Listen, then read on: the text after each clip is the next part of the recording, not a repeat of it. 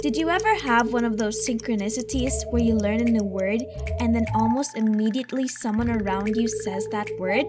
This is one of those times.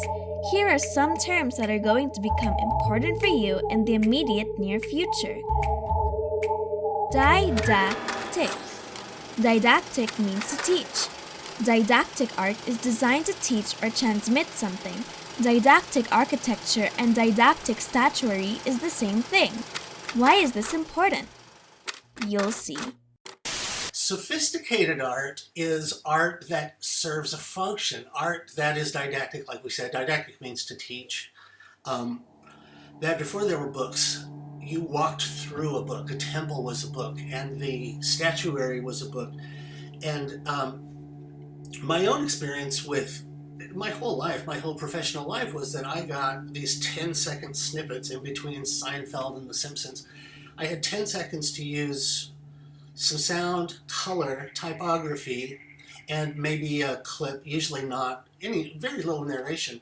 And I had to create a mood, and I had to create excitement, and I had to reach into the psyche and create a response. Usually, you only have time for involuntary responses. So we've talked a lot about the Vedantic color theory and how you can really manipulate a person against their will, or especially with their will if they're into it, through the use of color and sound and things like that.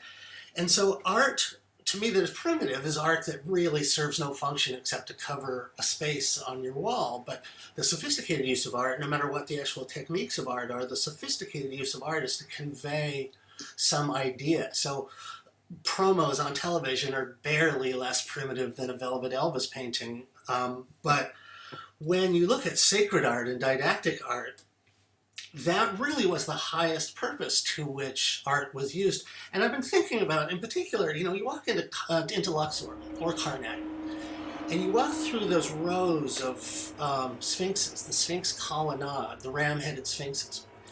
And when you consider that the reason you were going into the temple was to participate in the mystery traditions, hopefully as an initiate, but even as just the rabble would be led into the outer courtyard on occasion.